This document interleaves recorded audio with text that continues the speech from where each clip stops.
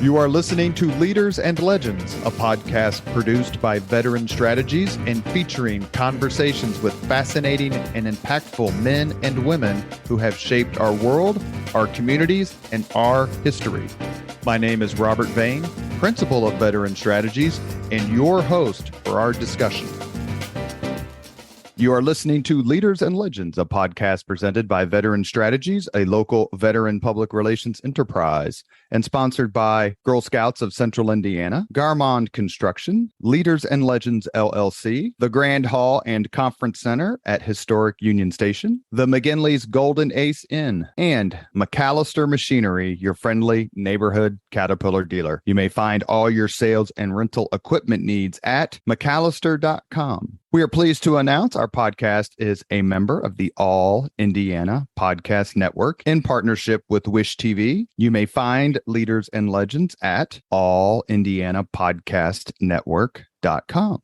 Thinking of starting a podcast or need to host a public meeting? Let Leaders and Legends LLC be your partner as you look for new ways to communicate your message. Please contact Chris Spangle or me at leadersandlegends.net. Thank you for joining us on the Leaders and Legends podcast. Our guest today is Janet Allen, who on the list of people I have met in my time as an adult in Indianapolis, no one is kinder, sweeter, easier to laugh, and more fun to make laugh than Janet Allen. She recently announced her retirement as co-CEO at the Indiana Repertory Theater after nearly 40 years of service. Janet, thank you so much for coming on the podcast. You're welcome, Robert. No one has ever described me as sweet. I'm probably the least sweet person you know, but you're kind to pick that word.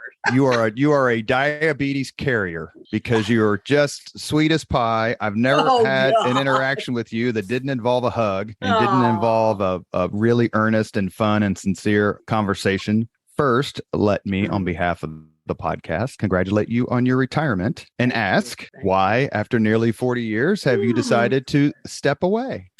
Well, Robert, for all I think the right reasons, I'm ready for some new chapters of my life. And I very much believe the IRT is ready for a new chapter as well. So those are real good. Those are the right moments, when it's time for a leader to recognize that it's time to retire. And I think that's an important aspect of leadership, is knowing when it's time to step away, and also to let the institution that you've worked for and with for a long time just fly on to the next thing. So that's what I'm doing.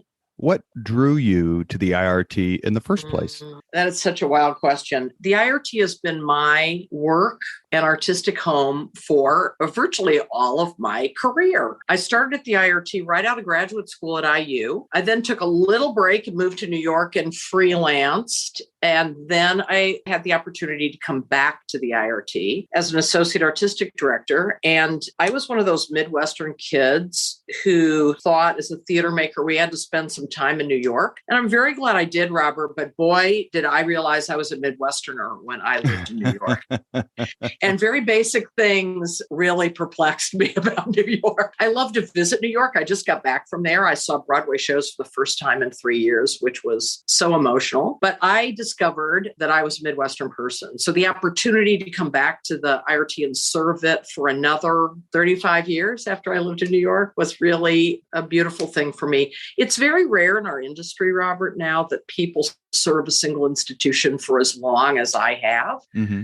That's really going to be a huge generational shift. I imagine it is in other fields, but it certainly is in the theater. These long tenures are not even in vogue or wanted anymore. So the change it up theory is a lot more beckoning, I think, to our field. And I get that. And I am so ready to make way for the next wave. You mentioned you were a Midwestern girl. Did you have a chance to go to other theaters or arts organizations within the Midwest? I did, but I grew up, I was born in Chicago, but I was raised in Central Illinois where there was no professional theater, but there was university theater. So I actually started making theater in high school before I'd seen very much professional theater. I'd seen the occasional roadshow of a musical, but I knew musicals were not where I would probably settle in my own career of art making. And sure enough, I didn't. So, I had, as many kids still have in the Midwest, very little exposure to professional arts of any kind. And that's that's one of the things that has mattered a lot to me, Robert, is being part of making professional art going experiences for kids across the Midwest and adults too, of course, to be able to see those things right at home in their home states. One of the kind of coolest things that you can see downtown, I live in Fountain Square, so I ride my bike around downtown quite a bit, or driving past or walking, is when you preamble by the IRT and see all the yellow school buses parked on Washington Street. Yeah. To what you just said, what's that like? How fun is that? I know Christmas Carol gets a lot of attention, but other plays as well, when the kids come in and you get a chance to talk with them and they get exposed to something, to your point, that is not very common. Yeah, it is one of the most sort of heart-swelling and rewarding parts of my job. The IRT is unlike a lot of its peer theaters, and we collective bargain with a group of 76 theaters around the country. And we are one of the few who do a very large percentage of our service to children. In fact, our mission is based upon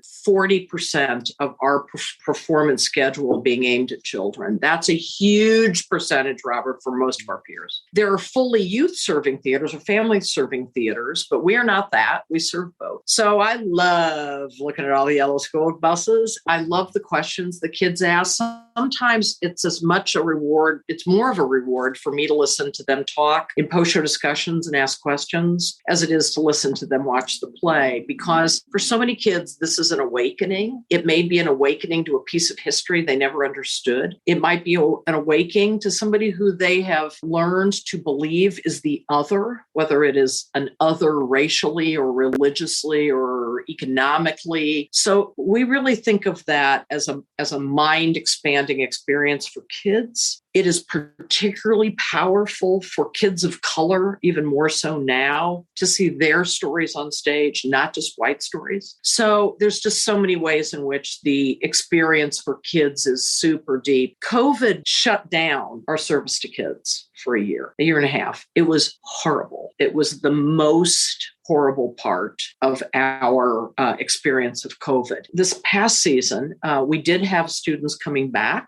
and teachers were hungry to bring kids back to the theater, which we were really gratified by, but it'll be a slow build. It will, because teachers, like everybody else, are still overwhelmed with trying to keep kids focused on curriculum and healthy. So it's going to be a long growth back. You mentioned an awakening that may happen when school age kids come to the IRT. Did you have that same awakening when you were a kid? I did, but it was more kind of an awakening to the transportation of the form, Robert. My most memorable childhood theater experience was actually in an amateur theater in Chicago, where a friend of my father's was directing a production of Carousel, big Rodgers and Hammerstein historic musical. And what is so memorable to me is I was sitting close to an aisle, and the actor playing Billy Bigelow, the lead, the carny guy, walked down the aisle singing, and every hair on my body rose. I guess I had no idea that performers could ever be that close to you or feel real, or that it would be that electric moment of somebody walking by you singing in a character. I was completely blown away. So yes, I did have some of those moments as a kid. You mentioned your love of the arts. So as someone who can do literally nothing artistically. Oh, that's not true. Or mechanically. I'm trying to think. Or automotively. I'm trying to run down the list of the skills where I simply have nothing. My kids always make fun of me because my tools remain shiny years and years after I buy them.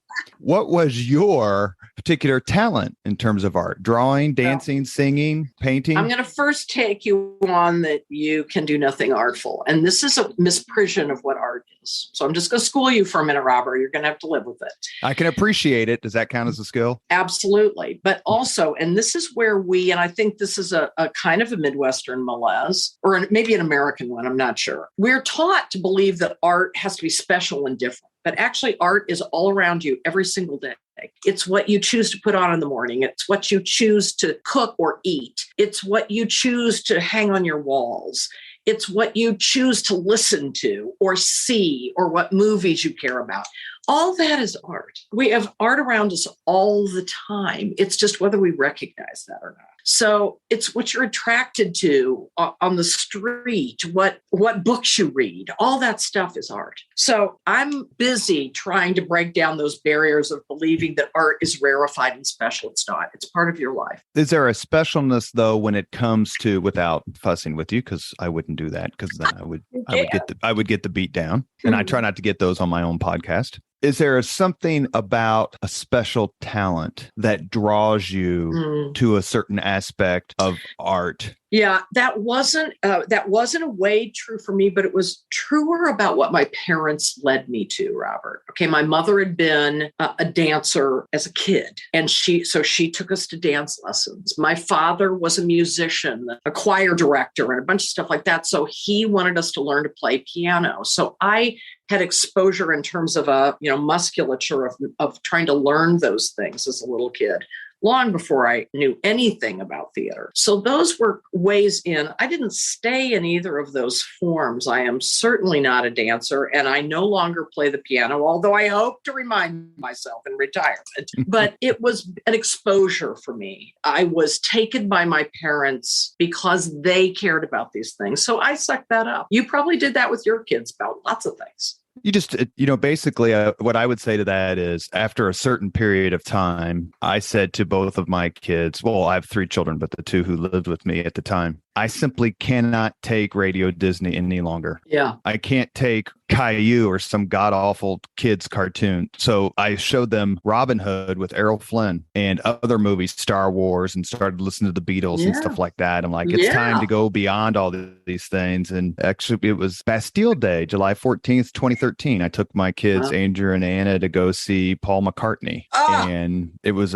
here in Indianapolis, and it was eye-opening for them. How has music, so much of what the IRT involves music one way or the other. Let's stick with that theme for just a second. Sure. How has music changed your life, shaped your life, and how has it helped propel the IRT into the place it has in Indianapolis's and Indiana's cultural arts pantheon? That's a big one. I grew up listening to a lot of different kinds of music. My parents were very eclectic in their musical tastes, and they were luckily very open to all that early rock stuff. So there was no, you can't listen to that. They listened to what we listened to very freely. The one musical tradition that I did not grow up with, and I'm sorry that I didn't, is opera. I have no affinity for opera. I don't know anything about it. I go from time to time, but it just wasn't early in my life, I think, enough for me to feel like that was part of my chaptering in music.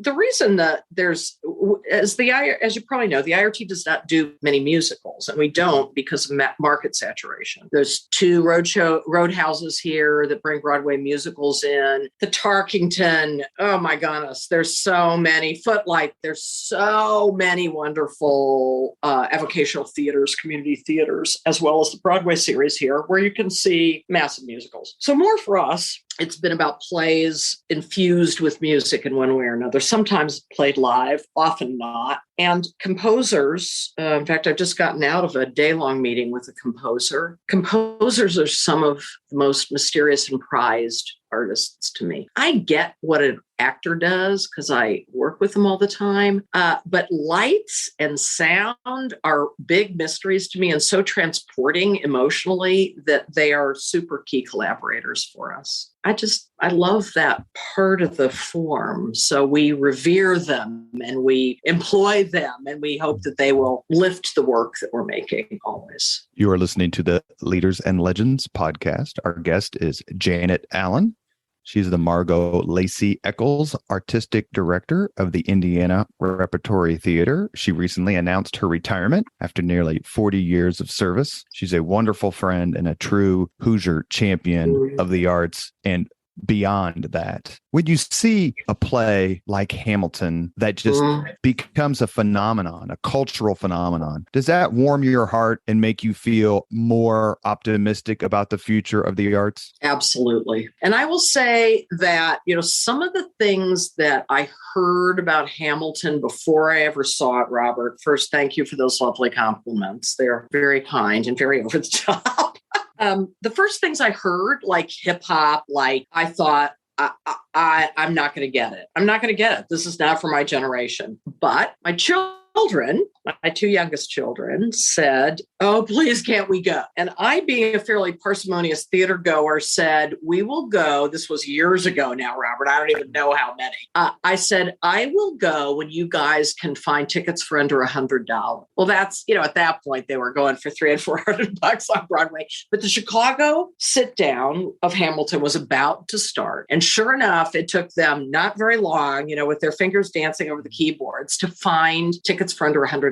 So the four of us went. We had been listening to the music for a while. I begrudgingly, I will say, because I thought, I'm not going to get this. And I very quickly started falling in love with the music. And of course, falling in love with my children's captivation by it. And my kids can now both sing. They're 22 and 25. My younger two can sing the whole score and have been able to for years. So I will say I was utterly beguiled by it when I saw it. I've seen it twice. I saw the version on TV and loved it for very different reasons, because it explodes the backstage of the production so beautifully. It totally gives me hope, Robert, because it's a reinvention of musicals. The same way Hair was, and Rent was, and Spring Awakening was. All these, in fact, I just saw Strange Loop last week in New York, which is the Tony Award sweep winner of the year. It owes so much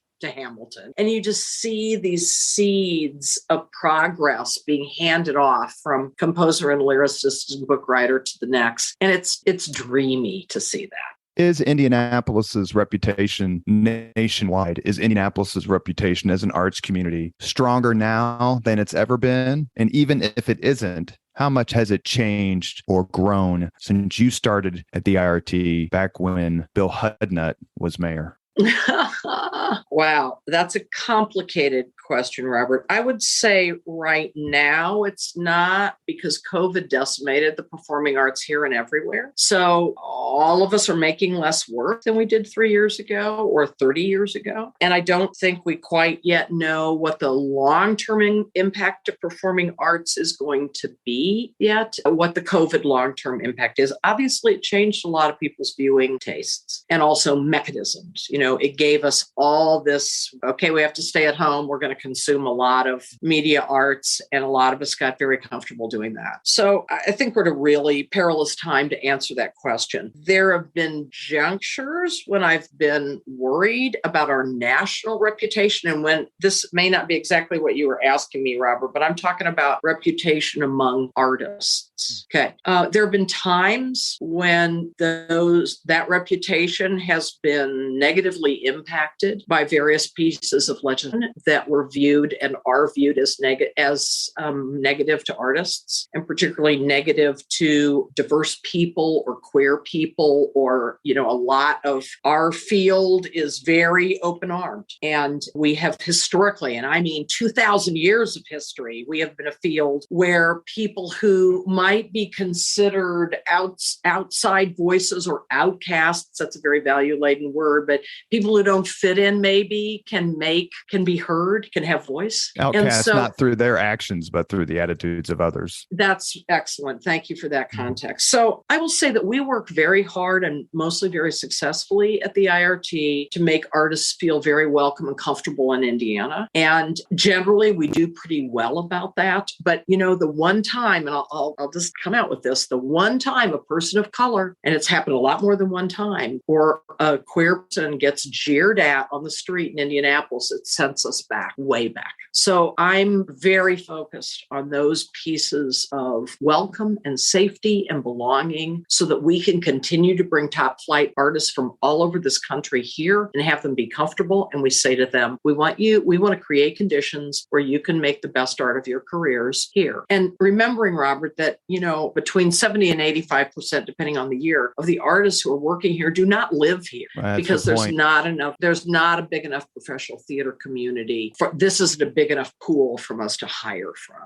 You are listening to the Leaders and Legends podcast presented by Veteran Strategies, a local veteran public relations enterprise, and sponsored by Girl Scouts of Central Indiana, Garmond Construction, Leaders and Legends LLC, the Grand Hall and Conference Center at Historic Union Station, the McGinley's Golden Ace Inn, and McAllister Machinery, your friendly neighborhood Caterpillar dealer.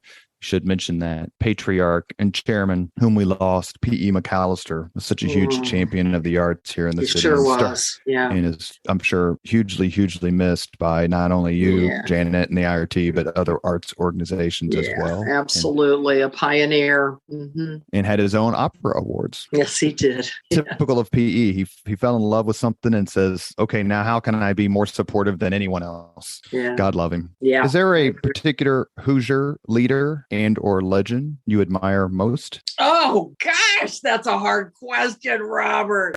Okay, I'll play Jeopardy with you. Living or dead? Living. Someone you've met, someone you've interacted with. I mean, obviously, I just mentioned to me the greatest man I ever met, and that's P.E. McAllister, but there are lots of others. So many. I don't even know where to start. Well, I should tell you, why don't I just tell you that everyone says Jim Morris. So you can say Jim Morris, or you can say someone other than Jim Morris.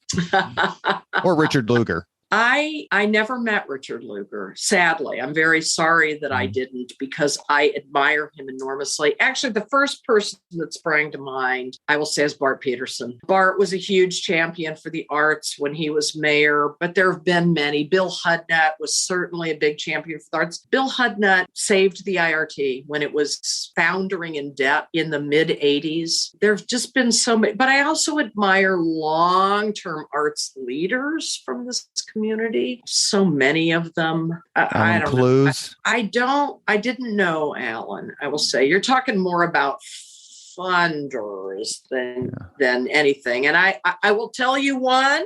Here's one that's very important in my life. Margot Eccles, huge arts champion that I am fortunate enough to have had endowed my chair by her family. So many people. Yeah. The Lacey's are wonderful, wonderful family. They are. Is there a particular Hoosier artist, mission performer whose career you followed or you think is particularly worthy of our admiration? I mean, whether it's Florence Henderson or Bill Blass or Hoagie Carmichael, Ann Baxter would probably come to mind. For me, John Cougar Mellencamp. I'm a pretty big Hoagie Carmichael fan. It's the first play I worked on at the IRT. But I also think I'm a huge admirer of Booth Tarkington. I don't know that she would be considered an artist, but she certainly was in many ways. May Wright Sewell, some of those early suffragettes, those Indiana game changers. There's many I'm a huge admirer of Madam Walker. So those aren't probably entirely people that would get easily contextualized as artists, but Madam CJ was certainly an artist. Certainly an artist. Axl Rose? No. David Lee Roth? No. John Mellencamp, yes. Yeah. No. How many times so much of a rocker in that way. How many times David Letterman, Jane Pauley. I'll take those guys. That's certainly true. How many times have you seen A Christmas Carol? Seen it? Oh, thousands, Robert. Thousands. How long have you all been putting it on? Well, we've been doing it. We did it in two different pieces. We actually produced it from 80 to 84, and then we stopped.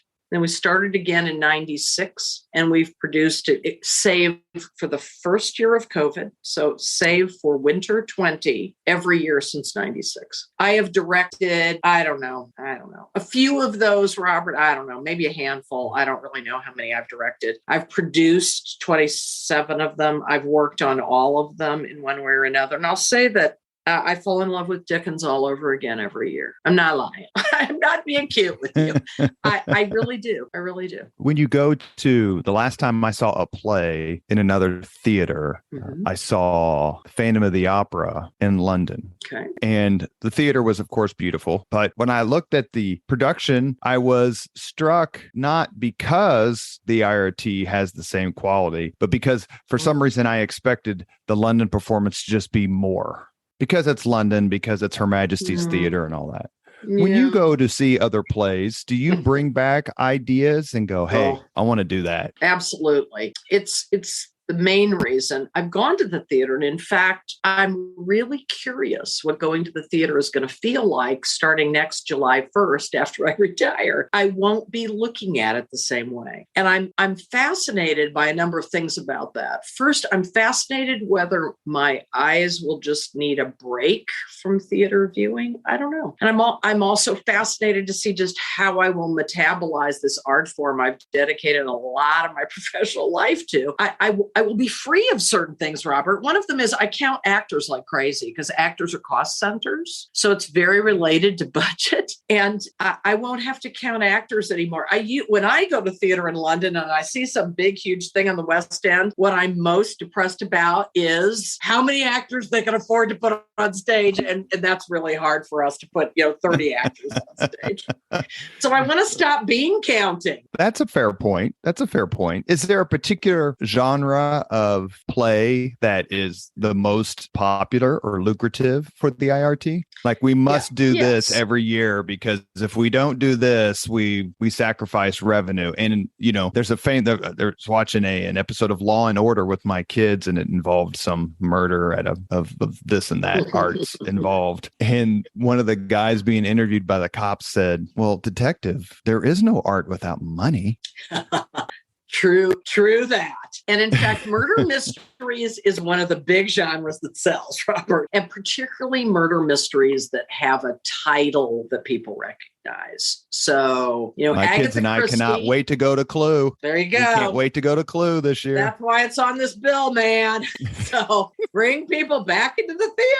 Yeah. Mm-hmm. So there are genres, and murder mysteries is a big one. Title recognition things, adaptations of popular fiction do well. Certain kinds of name recognizable comedies do very well. So we think of those as the sort of blockbuster titles, and we usually strive to have a couple or three of those on the bill that will bring people that may not be subscribers or in fact may never have been to the IRT before and say, oh, well, I've never been there, but I'll go see Clue, right? And that's a big piece of our programmatic engine. But in my view, those titles, and we strive to produce them beautifully, but those titles help us pick some lesser known stuff that we think people will really resonate with. And we also want to produce that. Do you have a favorite mystery that's been put on by the IRT? No, Robert. Mousetrap was great. I don't have favorite Holmes and Watson. You don't have a favorite? I don't. I'm such an egalitarian, and I've done this work for so long. I really don't have favorites. I do love. I'm an Anglophile. You said that word before, so I do love British murder mystery. I love Sherlock Holmes stuff. So yeah, I guess that my edge might be the British murder mystery stuff. But I also love adaptations of all kinds of literature, American and British. So go ahead. We're opening with Sense and Sensibility, one of my favorite novels. Yeah, I saw that. So very girly, but I'm hoping some men are going to come see it. That's not a bad first date. Not at all. You have me laughing. I forgot. Woman-pleasing first date. Yeah. So the question I was going to ask is, how has the revitalization over the last 40 plus years? I've said this on several podcasts. I was born in 1967 here in Indianapolis. And when I was a kid, I only came downtown to watch not Sense and Sensibility, but Dick the Bruiser. Ah. Okay. There was really nothing else, a whole lot going on. But in the last several decades, all of downtown has been reborn. And how has this urban renaissance, certainly in the urban core and the mile square, helped the IRT? Well, it certainly has, Robert, but I've also lived to see it both thrive and take some dips. And certainly from a retail perspective, now we're in a dip from COVID. There's still, in fact, I've had a friend visiting from Nashville who lived here for many years and likes to take long downtown walks because we live downtown as well. And he said, I was shocked at how much is still boarded up. And that's true. There's still, since COVID, we've still got some building back to do in the urban core. But long term, what the revitalization has done that I got to tell you 40 years ago, I didn't think was ever going to happen and has beautifully is the burgeoning of downtown housing. It's like we can't build enough housing fast enough for the demand, which is amazing. So I love that. I think it gives all of us who are making arts downtown, and that certainly includes museums and symphony and us and a bunch of the smaller theaters, as well as music venues, an opportunity to really start appealing to people who can walk and ride their bikes like you. And I think we've got work to do on that. But downtown housing, I think, is a great promise for the future of downtown. How important is it, and please describe for all the arts organizations, whether it's the Symphony or the Palladium up in Carmel or other venues, other companies, to work together to get along, because the dollars are scarce. And so while I'm sure there's some competition, especially for philanthropic dollars, there's also a real sense of collegiality, I'm guessing, about promoting the Indianapolis art scene in general to the benefit of everyone. Yeah, I have never, outside of a handful of years in New York, worked in another market, Robert. So I only understand this really from my peers around the country and other people who come to work here. The Indianapolis art scene is extremely collegial. We know each other. We support each other. We don't compete for dollars. I think hardly at all,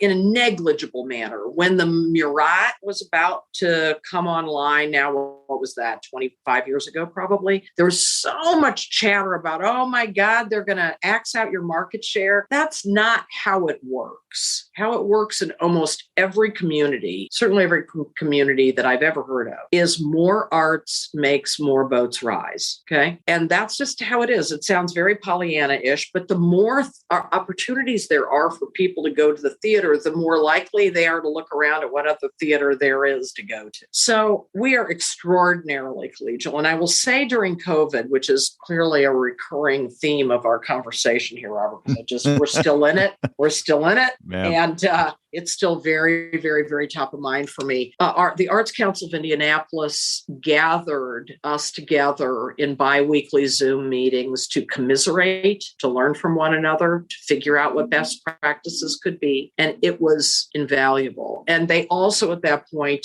even though it's not funded, it's not covered in their funding rubric, they invited a number of the Hamilton County folks like the Palladium to come into those conversations, because that demarcation of funding is really artificial. We share audiences with everything in Carmel. So to behave as if that happens on some other virtual plane is just silly. So I think we're very collegial.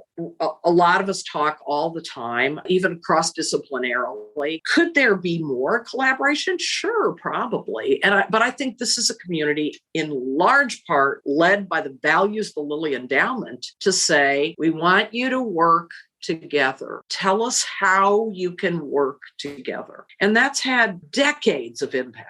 So they've culture shaped about how we interact as well as fund us, which is unbelievable. Wonderful. Just give a shout out to a former Leaders and Legends podcast guest, Julie Goodman, who runs the Arts Council. Julie saved us during COVID. Seriously. She and her staff just saved us. Explain, because I'm particularly enamored with Amanda Kingsbury, who is her comms person, who used to be at the Star. Amanda, besides being an absolutely wonderful and incredibly brilliant and fun person, she's also an East Sider living in Irvington. Hey, so there you she's go. Good. Means she's good people just by virtue of that. But how did Julie and her team and the council? And maybe let's talk a little bit about Kira Amstutz over at the Humanities Council, because I know everybody came together. You mentioned Bart Peterson, and Kira used to work for him. Talk a little bit how you all circled the wagons. Well, Julie simply felt that we needed to be in conversation and that we could not wait until the bewilderment had passed to get there. So literally, I think in the end of March of 2020, when, the city was utterly silent and closed down, she started convening us on Zoom. Now, the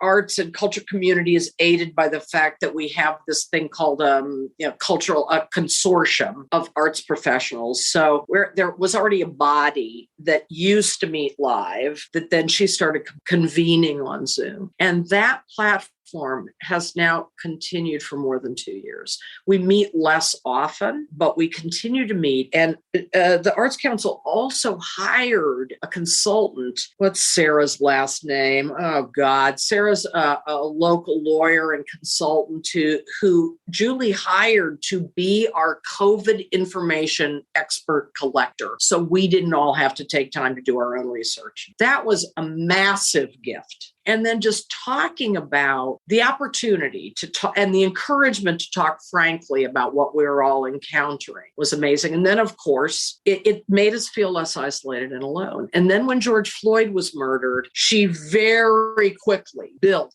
the conversations about race justice into the convening we were doing. And so those things existed and still exist in a lot of parallel conversation and intersecting conversation about what is it like to do this work when we all need to be convening on these issues? And it's been wonderful. You mentioned something about the Indianapolis community coming together, both in terms of arts and other topics. Have there been particular Indianapolis artists or performers who you feel like the IRT has really helped? And does it give you a particular pride when you have an artist or have a performer who went to North Central or went to Short Ridge or wherever, and now here they're on the stage at the IRT? It does, Robert, although I would say more often it's also transplanted Hoosiers, people who maybe came here to work and stayed for whatever reason, or who went to college in Indiana and opted to stay. But there also are a bunch of native Hoosiers whose careers I think we have helped propel. And who come to mind in that are principally actors. I'm a little trying to name names because I'll leave people out, but we're really blessed with an incredibly beautiful, albeit small, core of professional actors in this town. And it's not really been a situation where, wow, I sure wish that would have grown, because there's not enough work to keep professional theater artists working full-time in Indianapolis in their craft. But these folks, and this also extends to designers and a very small handful of directors, have opted to stay here. That moves me a lot. People who opt to adopt or stay in a community in which they were raised and give back to that community. That's not very common in our field, because our field tends to collect people in bigger markets. I grew up in the Midwest, I'm going to go use Chicago as my base, or New York as my base, or LA as my base. But people who choose, every year in and year out to commit to making art for the community that they came up in just moves me every single day. I interact with these folks, and I interact with them every day. So I use Jacob's School of Music. Is that in any way helpful, or is there a relationship there? No, because they're training for principally professional opera circuit, which we are not. Of course, I use musical theater program and theater program do, but not Jacobs so much. I mean, Jacobs is a gorgeous oasis for professional singers, but it's principally singers who are being trained to go into the classical and opera markets. We have reached the point on the Leaders and Legends podcast. Actually, I had one more question before we do the 5 questions. Have you ever, and I forgot this, but I want to ask it because my kids and I went to go see it years ago and just thought it was beyond cool. Do you ever have a play and you wonder, or want to have a play or do a performance where you're like, how in the hell are we going to do this? Every day. The reason I bring it up is when my kids and I came to see Dracula about 9 or 10 years ago, all we cared about is like, where are they going to get the blood? How are they going to stab the count? It was a wonderful play. I remember it like it was yesterday. It was really, really well done. But just in general, when it comes to quote unquote special effects and stuff like that, and do you actually get to help shred the grocery bags that create the snow for... No. And I'm very glad I don't have to. We buy that snow in boxes from a distributor who distributes principally to department store window dressing. But there's only one company who still does it. I'm knocking on wood right now, because if they go out of business, Robert, we are screwed. Every single day, I'm involved in conversations about how in the hell are we going to do that? And that's part of what makes it really fun work, is there's a challenge, not just once a month, but once a day. And we're lucky if it's only one. So we're constantly trying to figure out, how can we make this cool idea that a director or designer had work? I just came from a 4-hour design meeting with a bunch of people from Philly and New York, and they're throwing out ideas. And the production manager and I are sitting there going, wow, that is so cool. I hope we can figure out how to make that work. So every single day. Yeah. There was one play, I forget, it was one of the mystery plays where the set was a house, and I saw it. It wasn't The Mousetrap, I don't think. It wasn't Holmes and Watson. It was before then. It's the play where you invited people to come try on the costumes. So my kids and I came, and I forget the name of it, but I saw it 3 times, and every time the curtain was parted, the crowd gasped. Yeah, we love that. I would bet. Yeah. Yeah. And, here's another just real kicker of COVID. Our union regulations now will not allow audiences on stage. So you can't come touch the stuff. We hope that's going to change in the next few months, but it hasn't yet. And that's not our dreaming. It's union regulations trying to keep artists safe. Sure. Yeah. I love it when audiences gasp. And actually, we're going to put a curtain in a show this year for the first time in a while for that express purpose. It's fun to get audiences to go, wow. So anytime we do, the last show we did before COVID, which we didn't finish, we threw onto film, was Murder on the Orient Express, which had a donut turntable, really cool interlocking turntable. Loved that thing. Audiences applauded every time that thing moved. We loved it. My kids and I were supposed to go the night after it shut down. We missed that one. Well, I just got to put a tiny plug in for WFYI. Those guys saved our bacon for 2 years because they filmed everything we did, and it allowed us to get it out on Broadway on demand and continue to make art, keep people employed, keep our audiences entertained. They were just huge, great collaborators. Wonderful. Again, more stories of Hoosiers and residents of Indianapolis coming together. Indeed. We have reached the point in the Leaders and Legends podcast where we ask the same 5 questions of all of our guests. Janet Allen, are you ready? I am, and I'm terrified. What are they? You'll get an A, I promise. What was your first job? Babysitting. What was your first concert? Three Dog Night. Oh, that's strong.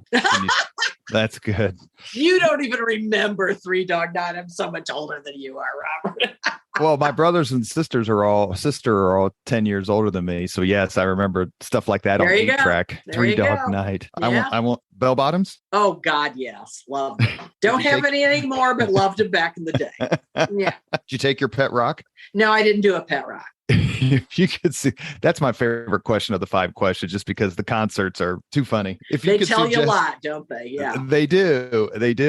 And sometimes I actually know the answer because I know the person whom I'm interviewing, and so it makes it even more fun. But we've had some really good ones. My favorite remains Greg Ballard, who was a huge champion of the arts, obviously. Whose first concert was Sly and the Family Stone in Indiana University. Well done. If you could suggest any book for someone to read, which book would you choose? The Complete Works of Shakespeare. Too true to form, right? Yeah, exactly. There was a really good Shakespeare play put on by the IRT about 7 years ago. Guess I had the dog, and I can't think of the name of it. Two Gentlemen of Verona. That is correct. The dog was the star of the show, of course. Well, in some ways, that dog steals those scenes for every time that play's been produced for 200 years. Yeah. more than 200, 400. Yeah. If you could witness any event in history, be there in person as it happens, which event would you choose? That one's really hard. I'm going to say the first time that Shakespeare's company played for Queen Elizabeth I. If you could have dinner with anyone living today, I'll make it easy. Living today, 2 hours off the record to talk about anything you want, whom would you choose? Michelle Obama. Well, her husband is the most popular answer. I bet he is. And I almost went there, but I got to say that I'm a big fan of his, but I think I would also love to talk to her about parenting daughters. I have 2 daughters. Oh, it's a joy, isn't it? It is, actually. It's not easy every day. Yeah. You have been listening to Leaders and Legends, a podcast presented by Veteran Strategies, a local veteran public relations enterprise, and sponsored by Girl Scouts of Central Indiana, Garmong Construction, Leaders and Legends LLC, the Grand Hall and Conference Center at Historic Union Station, the McGinley's Golden Ace Inn, and McAllister Machinery, your friendly neighborhood Caterpillar dealer. Our guest today has been Janet Allen. She is the Margot Lacey Eccles Artistic Director at the Indiana Repertory Theater. And after nearly 40 years of service, she is retiring after this season. I can tell you this, there's no sweeter, no nicer, more pleasant, more fun person I've ever met in this city. Janet, you've always been really kind to me. I can't thank you enough for coming on the podcast, and enjoy your retirement. And I hope that you'll let me buy you some cinnamon toast at Patachou soon. Woohoo! You're on, man. Robert, I've thoroughly enjoyed it. Thank you. Thank you very much for listening to Leaders and Legends, brought to you by Veteran Strategies Incorporated. If you want to contact us about this program or our menu of public relations services, please send us an email at robert@veteranstrategies.com. That's robert@veteranstrategies.com. This podcast was produced and edited by Chris Spangle and Leaders and Legends LLC. If you're interested in starting a podcast or taking yours to the next level, please contact us at leadersandlegends.net.